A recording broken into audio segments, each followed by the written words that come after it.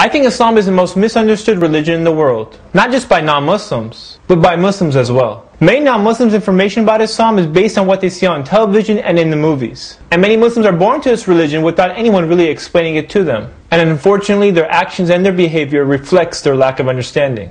And finally, you have people who twist the verses of the Quran in order to spread their hate. The end result is a lot of confused people and a lot of confusion on what Islam really teaches. I get so many emails from viewers asking me why I became Muslim. So instead of answering it via email, I decided to make a video. So for the season finale, I'm going to take a break from my normal comical view of explaining things with the hope of clearing up some of the confusion with this video.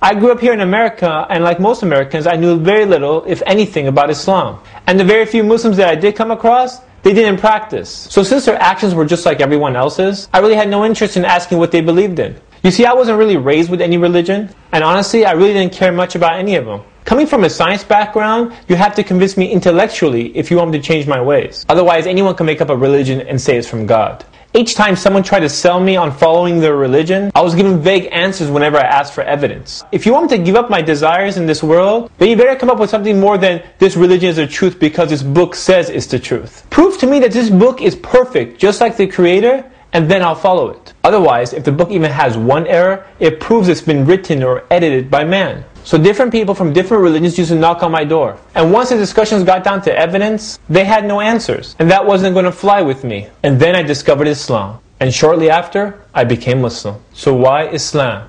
You see, I became Muslim before 9/11, before all this propaganda. Today, if you watch TV long enough, you believe that this religion is a religion of fanatics, where actions are not based on reason or rationality. But that's not true, but rather it's the exact opposite. When I started studying Islam, I found it very comprehensive, very practical. In fact, when it comes to discussing the existence of the Creator, Islam teaches you to think and reflect, to observe the world around you. Because when you start investigating, you realize how complex things are. And through our human experience, we realize that complex things just don't come out of nowhere. If you and I were walking down my street and we saw the complex buildings and the technology within them, you would never believe me if I told you this all came together by itself. You see, even though you don't see the engineers and the builders who put this all together, that doesn't mean that they don't exist. Just the evidence that you see something put behind, you know for sure someone had to build it. Not just that, but you get an idea of the intelligence of the Creator just by checking out His creation. The amazing thing is that all these man-made structures are rather simple when you compare it to something as complex as a living organism, like a fly. If the entire world got together to build something as complex as a fly and then put life into it, they couldn't do it. And that's just a fly. The point is that we don't see order spontaneously arising out of chaos, but rather our human experience tells us that when we see something working by precise mechanisms, that someone had to put it together. And that someone cannot be a human being. Because we know human beings are imperfect and limited, while the Creator of all things is perfect and infinite. So therefore he can't be an idol or a cow or even a human being. Because how can a Creator who is infinite be killed by His creation? How can He die? He can't. So if the Creator of all things is perfect, then His book can only be perfect. So when I started investigating and studying different books, the only book that I came to find perfect, without error, was the Quran. No other book has been memorized cover to cover, verse by verse, in order, by millions of people. That itself is amazing. Have you ever tried memorizing a book cover to cover? Now imagine millions of people doing it. It's not even uncommon to find a person as young as 10 years old to do it. And remember, 85% of the Muslims are not even Arab. Now linguistically, there's no book that compares to it. Scientifically, there's so many verses on scientific knowledge in the Quran that I don't have time to explain in this short video. All I can tell you, 1400 years ago, it was impossible for anyone to have this accurate information. Especially when some of these things have just been discovered in this past century. And the Quran challenges man to write a book like it if he is in doubt that this book is actually from the Creator. To prove that this book cannot be written by a human being. So many have tried. All of them have failed. And many of them ended up becoming Muslims. Amazing. Now keep in mind, the meaning of the Quran translated to English is not the Quran, since the Quran is only in Arabic. Any translation is only a mere attempt to translate it. These days you see people trying to take verses of the Quran, twisting them in order to fool the people. But in reality they're only fooling themselves. Yes, there's going to be people who are going to be like sheep and they won't think. But I've come across many open-minded people that once you come with a valid argument, they'll listen. They'll think. They'll reflect. Which is one of the reasons I made this video.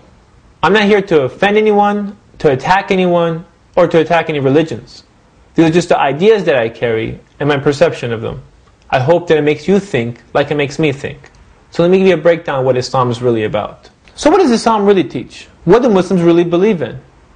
Well, first off, delete everything you've heard in the media, because most of it's nonsense.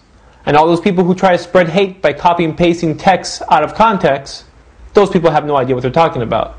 I'm going to give you a breakdown from a Muslim what we Muslims believe in. Islam teaches that there's only one God and He has no partners. He is the same God of Abraham, Moses, Jesus, and Muhammad sallallahu alaihi wasallam. That we are here to worship our Creator in all our actions, which is the meaning of the word Muslim, one who submits to God. We should pray at a minimum of 5 times a day. Fast the entire month of Ramadan. We give 2.5% of our excess wealth for zakat, which helps the needy. And if possible, we are required to make pilgrimage to Mecca to do Hajj. During that pilgrimage, you'll realize there is no difference between rich and poor, as everyone is dressed the same. Islam is also colorblind, so there's no race, color, culture that makes one superior over another. There is no clergy, and there's no one between you and your Creator. As long as your parents don't tell you to do something conflicting with Islam, you must obey them, as it is a great sin not to do so. Women must also be honored and respected. Neighbors should be treated kindly. And even animals have their rights in Islam and should be treated properly. And there's a great reward for those who help the poor, the widows, and the orphans. You see, this life is nothing but a test. And not even Muslims have a free ticket to paradise. Each person will be judged for their intentions and their actions, so it benefits you if you do good and stay away from evil. Now, all the stuff I've been talking to you about may sound very different than what you've seen or heard about Muslims. Maybe that's because of the actions of some of the Muslims out there. Some who are just Muslim by name, representing Islam. And if you compare their actions to what Islam really teaches, you'll notice that it has nothing to do with each other. Alhamdulillah, Allah showed me Islam before He showed me the Muslims. If you really want to see what Islam's about, look into what it teaches, instead of basing your opinion on the actions of those who are misguided and only claim the religion. Sometimes you hear a so-called Muslim leader talking nonsense, but those who are knowledgeable Muslims know that his words have nothing to do with the teachings of Islam. It's just nonsense packaged with the label of Islam on it. That might work for the people who don't think, but for those who do think, they can investigate on their own to see what Islam really teaches. 5 to 8 million Muslims live right here in the United States. If Islam really taught violence, then ask yourself, where is the violence? For the majority of the Muslims, you don't see such actions. And for those who try to promote these thoughts, are those who are trying to take the verses out of context to serve their own purpose. So all that kill all the infidel stuff is nonsense. Because if it was true, how would the Jews and Christians live generation after generation for 1400 years in the Middle East? And they still live in the Middle East. Think about it. Think about it. I did. And that's when I stopped taking the opinions of others and started investigating on my own. And I discovered the greatest gift in life. The gift of Islam. This is Ali reminding you just in case you forgot. This is Ali reminding you just in case you forgot.